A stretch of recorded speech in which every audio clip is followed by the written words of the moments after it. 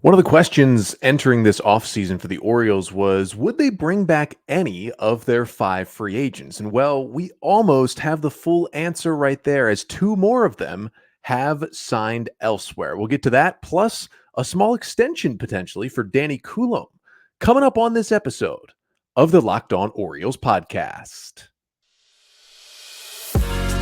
You are Locked On Orioles, your daily Baltimore Orioles podcast. Part of the Locked On Podcast Network, your team every day.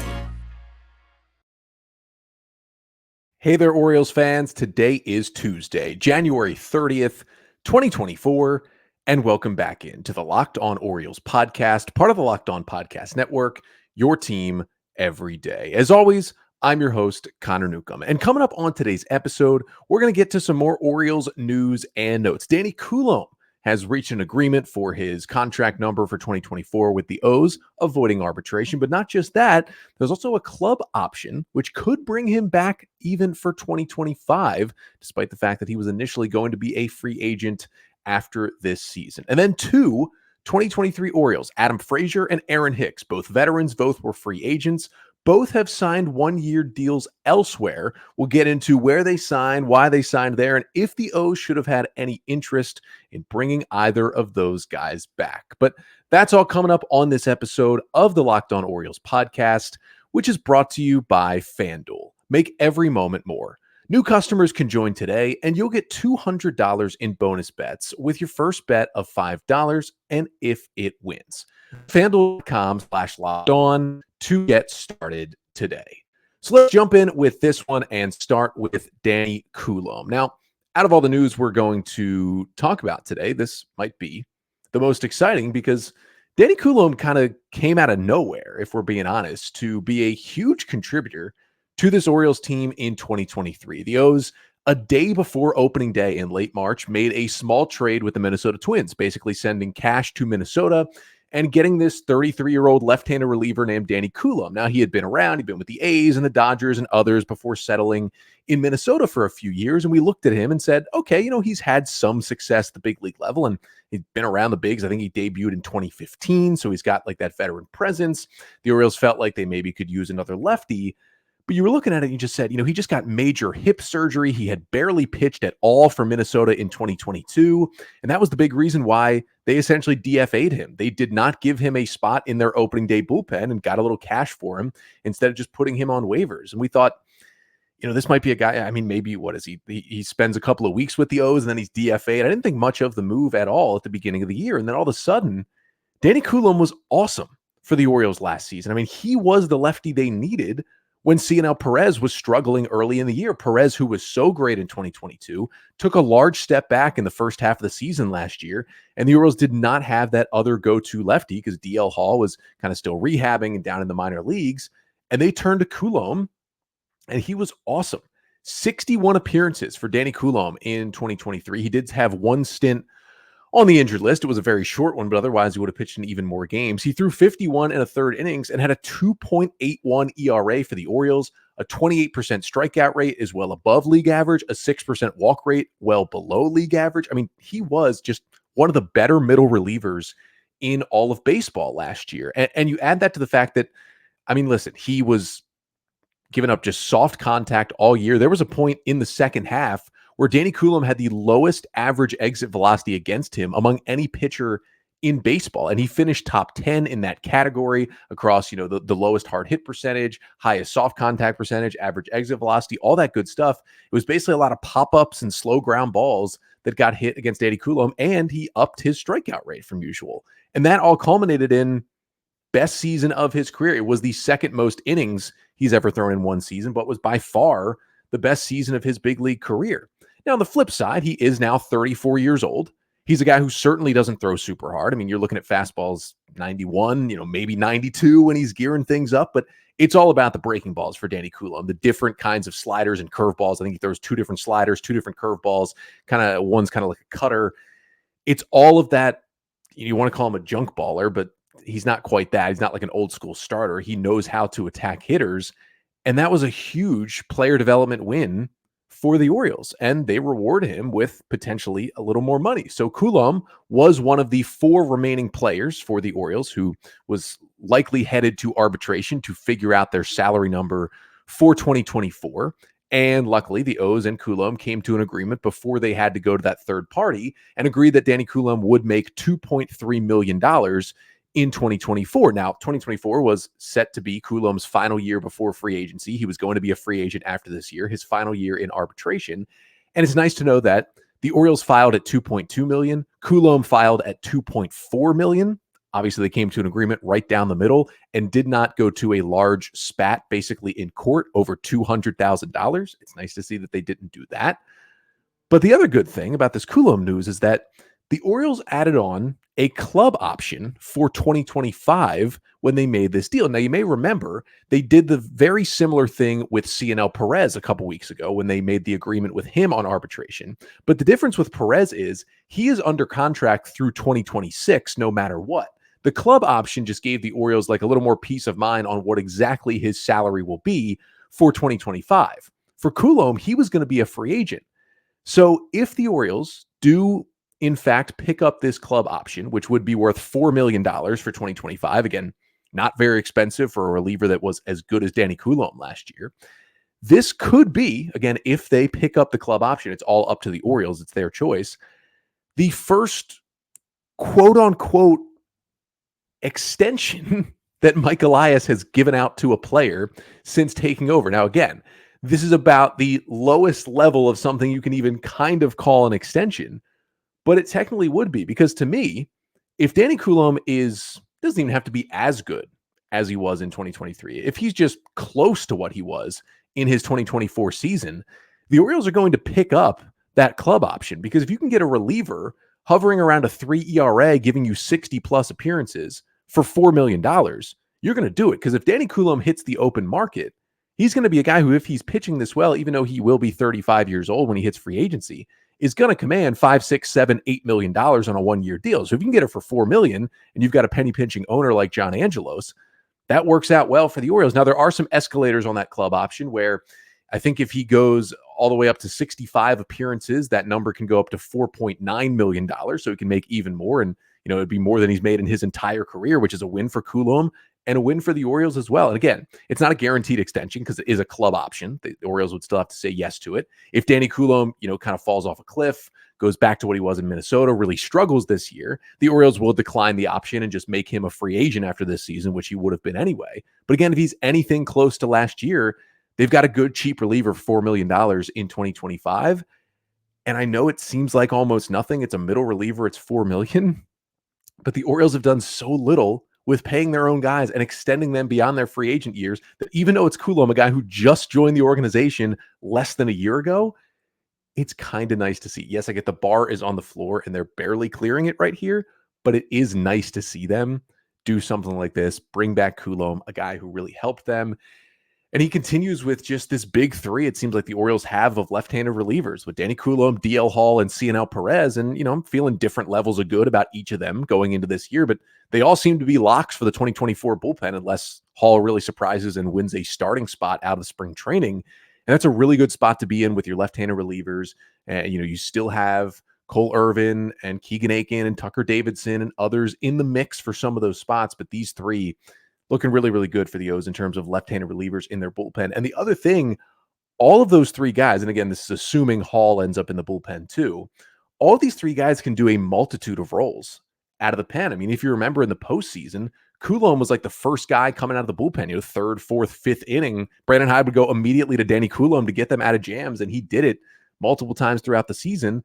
But Coulombe, Perez, and Hall were also all given at least one save opportunity in 2023. So they can do anything from multi-inning relief, middle relief, setup guy, and closer. And that is huge to have successful and versatile relievers, and all as lefties in your bullpen. And even better, all three of these lefties can get right-handers out too. It's one of the best group of lefties in a bullpen in baseball.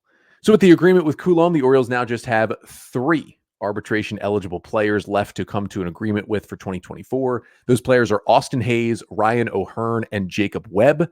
For O'Hearn, you can kind of tell why they're going to this number. He's going to be a free agent after this year. With Webb, he's currently on the roster bubble. That is probably why the Orioles are standing a little more firm. The Austin Hayes one is the most disappointing one. I mean, Hayes not a free agent until after 2025. He's came to the big leagues in 2017. He has been through the valleys of this rebuild, has been a big part of your team for years now. Homegrown guy. I especially do not want to see the Orioles go to an arbitration hearing with Austin Hayes, because those hearings can get contentious and teams will try and knock players down right to their faces just to save, $500,000. I really hope that they can come to an agreement with all three of these guys, but specifically Hayes, knowing he's going to be around for a little longer and means a lot more to this Orioles organization. But with Danny Coulombe sticking around for hopefully at least 2 more years here, the Orioles lost one of their key contributors in 2023. And I would put Danny Coulombe up there as maybe the top 5 biggest positive surprises for the 2023 Orioles. One of the top 5 guys that really came out of nowhere almost to help this team win 101 games. And another guy I'd put in that exact same category is Aaron Hicks, who the Orioles essentially signed off the street in late May. And he was huge for the Orioles, getting them into the postseason. But Hicks will not be in Baltimore in 2024. We'll talk about where he signed, why he did it, and if the O's should have maybe considered bringing Aaron Hicks back for next season. But first, this episode of the Locked On Orioles podcast is brought to you by Factor Meals. You can get started on your resolution with Factor, so you're ready for the new year. Factor's ready-to-eat meal delivery takes the stress out of meal planning and sets you up for success in the new year. Skip the grocery stores, the prep work, and cooking fatigue. Instead, get chef-crafted, dietitian-approved meals delivered right to your door. With over 35 meals to choose from per week, including options like keto, calorie smart, vegan and veggie, and more, plus over 55 weekly add-ons, you'll have a ton of nutritious and flavorful options to kickstart your resolutions. And you can forget frantic lunch preps and rush dinners. Factor's 2-minute meals are your secret weapon in the new year. Fuel up fast with restaurant-quality meals, all delivered right to your door. So head to factormeals.com/LockedOnMLB50 and use code LockedOnMLB50 to get 50% off. That's code LockedOnMLB50 at factormeals.com/LockedOnMLB50 to get 50% off. So we're back here on an Orioles news and notes episode, as Danny Coulombe could be back for another 2 years in an Orioles uniform. But one guy that will not be back is Aaron Hicks. And that became official on Monday as Hicks signed a 1-year major league deal with the Los Angeles Angels. Now, Aaron Hicks, we know, is still being paid by the Yankees. He is still in the midst of that 7-year, $70 million extension he got from the Yankees, which runs through 2025. So not only this year will he get $10 million from the Yankees, but next year he'll get $10 million from the Yankees as well. And it was pretty nice of the Yankees to pay Aaron Hicks $10 million to beat up on them and to help the Orioles win the AL East. I thank them for that from last season. But Aaron Hicks, I mean, we got to give like the final thank you to Hicks, because he's going to go to Anaheim, and most likely, you never know what could happen, but most likely we probably don't see Aaron Hicks in an Orioles uniform again. He is most likely trending towards the end of his career, unless, of course, what he did in Baltimore last year after being signed was kind of a career renaissance for Aaron Hicks. He was really good early in his career with the Twins, with the Yankees, got the extension. Then things kind of started to fall apart. And truly, I mean, it was not fun for Hicks in New York, being booed by the Yankee fans, had a couple of really, really bad offensive years, and they were just completely ready to get him out of there. And they released him early in the season. And that was to the Orioles' benefit. When Cedric Mullins went on the injured list for the first time with that groin injury in late May, the Orioles looked around and said Colton Cowser would be the easy replacement. He is injured in AAA right now. And they just weren't trusting that they could put Ryan McKenna out there almost every day, which I totally understand. And so they looked around and said, Aaron Hicks is out there, called his agent, and boom, Hicks was in Baltimore for a 1-year deal. And he was spectacular. 65 games in an Oriole uniform, 236 plate appearances for Hicks, hit 275 with a 381 on base, 425 slugging. That's good for a 129 WRC plus. Aaron Hicks was 29% better than a league average hitter after he signed with the Orioles. He had 7 homers. He had a super high 15% walk rate, only a 20% strikeout rate. He was one of the best hitters on the team, like from the time that the Orioles signed him, May 30th on for Aaron Hicks. He was the 3rd best hitter on the Orioles by WRC plus. Only Gunnar Henderson and Ryan Mountcastle were better than Aaron Hicks, factoring in WRC plus from the time that he was signed until the end of the season. He was better than Adley Rutschman, which is kind of the number one name that shocks you. He was better than Anthony Santander. He was better than Austin Hayes. He was a huge producer at the plate for the Orioles. And he also gets paid just the league minimum because he's already making $10 million from the Yankees. So all it takes to sign him is a league minimum deal. And that's what the Angels did. And that's what the Orioles could have done as well to bring him back for a year. And I get it, right? He was terrible with the Yankees for multiple seasons before they finally released him. And it looked like he was completely cooked offensively, and his defense was heading in the wrong direction. He wasn't the elite center fielder that he used to be in his 20s, especially when he was with Minnesota. And he's now 34 years old. Like, I understand it. He's not the same player. He had 2 different stints on the IL when he was with the Orioles. Like, even while Cedric Mullins was out, there were multiple times where Hicks was out too, and the Orioles had to go to Cowser and go to McKenna and go to Jorge Mateo or Austin Hayes to play some center field just to get through last season. But to me, with how good he was, I wouldn't have minded the O's trying to bring him back. I honestly was kind of a fan of giving him a similar deal that the Angels gave him, just a 1-year deal on the league minimum to see what he can do. And he'll have some playing time in Anaheim. Obviously, Mike Trout is there in their outfield. They also got Taylor Ward, but he's coming back from getting hit in the face by a hitch last year and missed the rest of the season. And then they've got Mickey Moniak and Joe Adell, who will probably platoon, but both were highly rated prospects who have had a lot of question marks about their game when they've gotten to the big league level. So there are at-bats to be had in the Angels outfield. Hicks is also from California. He's from that area, so it makes sense that he would go out there, maybe back home for the final couple years of his career as he gets into his mid to late 30s. That all makes sense.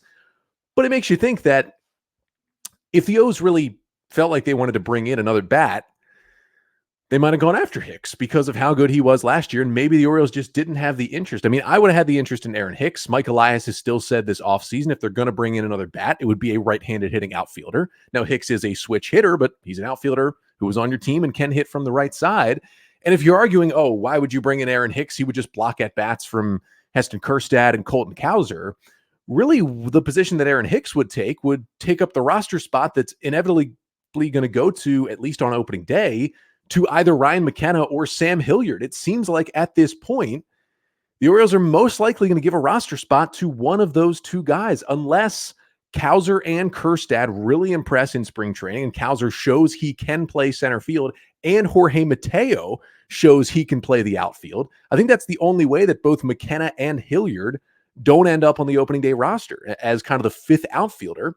Right now, Aaron Hicks is better than those 2 guys. I think as the 5th outfielder would make the Orioles better than Sam Hilliard or Ryan McKenna would. And to me, like, you're not committing any money to him at all. You're giving him the league minimum. If he continues to produce at the level he did last year, great. Keep giving him, not regular at-bats, but get him in the lineup when you can, have him come off the bench, defensive replacement, pinch hitter, because he can hit from both sides, like, do some things for you. And if it doesn't work out, well, it's okay to DFA a guy like that and say it's not working out. Colton Cowser's ready to go. Here we go. Give the ABs to Cowser. But I do think Cowser will probably spend a little more time in AAA Norfolk this year. And to make up for those at-bats, why not give them to Aaron Hicks? And here's the other thing. I had heard from multiple different people how big an impact Aaron Hicks had on that Orioles clubhouse when he got there in late May. He was a huge veteran voice in that clubhouse for a team that was kind of realizing how good it can be. And he helped them immensely, not just on the field, because he was good there, but off the field as well to help them win that division last year. Would have loved to see Aaron Hicks back. I'm not saying in a huge role, just more of a bench role. Again, better than McKenna, better than Hilliard. But clearly he saw more at-bats closer to home with the Angels. And I don't blame him. He probably would get more at-bats and, again, would be back in California. But just wanted to say a big thank you to Aaron Hicks, because the Orioles were in trouble when Cedric Mullins went down with that injury, because Mullins was playing really well. And even when Mullins came back, remember, from the injuries, Cedric Mullins was not good. Even when he was back on the field after the groin injuries, Aaron Hicks stepped in and was huge. And I understand there are some Orioles fans who have a sour taste in their mouth about Aaron Hicks.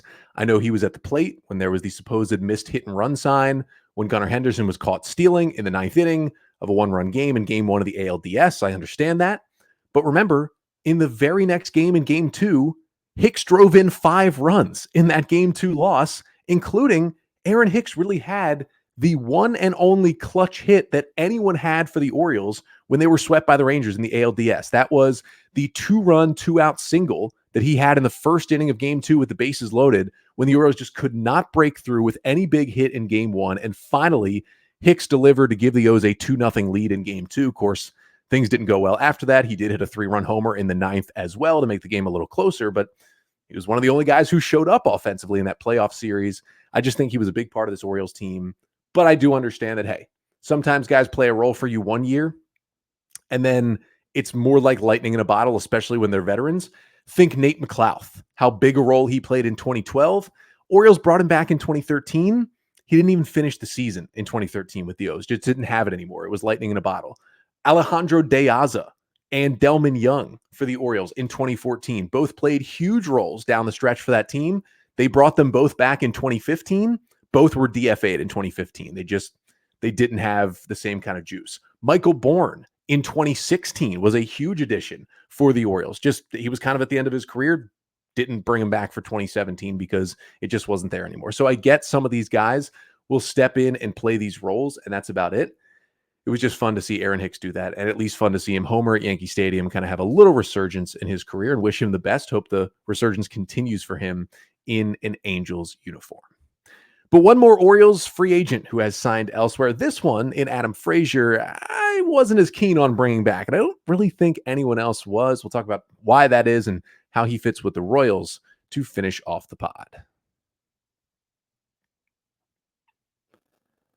But first, this episode of the Locked On Orioles podcast is also brought to you by FanDuel. And yes, Ravens fans, cover your ears. This ad is going to be about football, and unfortunately, it is, happy Super Bowl time to all those who celebrate. I'm certainly not celebrating at the moment, but happy Super Bowl time from FanDuel, America's #1 sportsbook. If you're like me, and maybe like me because you're not as interested in the game itself this year, Super Bowl Sunday is all about scoring the best seat on the couch, grabbing your favorite football snacks, and maybe placing some super bets. I wish I could place a bet on a way that both teams could lose in the Super Bowl. Doesn't seem possible, but we will see. FanDuel, though, has so many ways for you to end the season with a W, or 2 or 3. Not only can you bet on who will win the Super Bowl, but also FanDuel has bets for which players will score a touchdown, how many points will be scored, and so much more. And new customers, you can join today, and you'll get $200 in bonus bets if your first bet of $5 or more wins. Just visit FanDuel.com/lockedon to sign up. That's FanDuel.com/lockedon. Make every moment more with FanDuel, an official sportsbook partner of the NFL.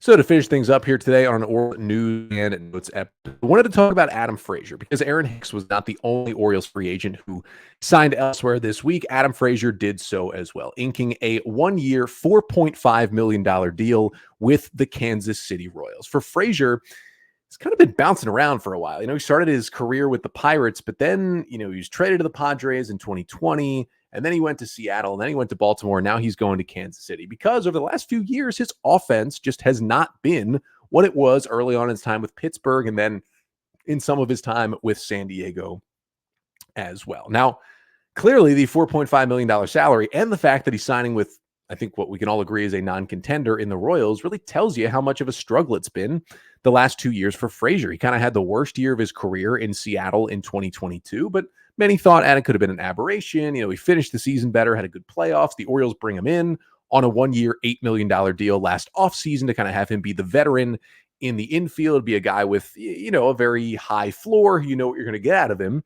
And then they didn't really get what you usually get out of Adam Frazier. Now, don't get me wrong. He was better in Baltimore this year than he was in Seattle in 2022. He took a step back up on the offensive rung, but he was just a very different player. And I continue to say the Orioles just did not get what they paid for in Adam Frazier in 2023. 141 games, 455 plate appearances.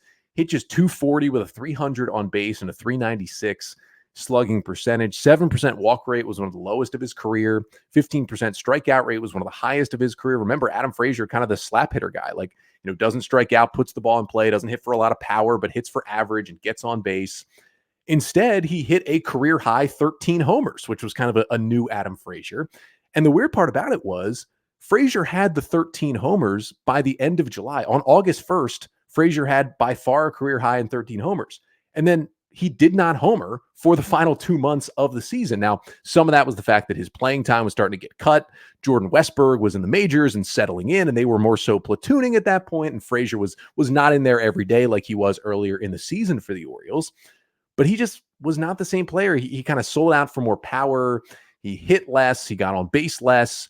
And his defense completely tanked. I mean, he was a good defensive second baseman early in his career, had gone into more of a little above average, like a solid defensive second baseman. And then this year, negative 15 outs above average at second base. He graded out in terms of outs above average by StatCast as one of the worst defensive players in baseball this year. Now, if you watch him, the eye test, I don't think would say that's one of the worst defensive infielders in the league, but the stats kind of say it. And he didn't absolutely look great there, I would say, and certainly was not nearly as good as when you put, Ramon Arias or Jordan Westberg at second base for the O's. So you could just tell it was a one-year thing. It was not going to continue to work out. And the O's just have too many infielders already with Mateo and Arias and Westberg and Henderson and hopefully Jackson Holiday all on this roster. And, you got the guys like Joey Ortiz and Connor Norby and Kobe Mayo all knocking on the door for the O's.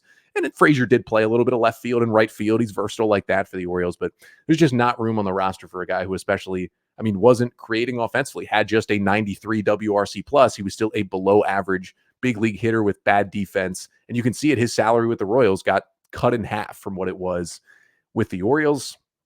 Again, I think that's just because he started to kind of move in the wrong direction, I'll say, at this point in his career. Now, it's a little bit of a weird fit with the Royals as well. It makes more sense. They're still kind of a rebuilding team. They need some kind of veteran leadership. It's not like he's the most vocal leader in the world. He's more of a vanilla milquetoast kind of guy, Adam Frazier.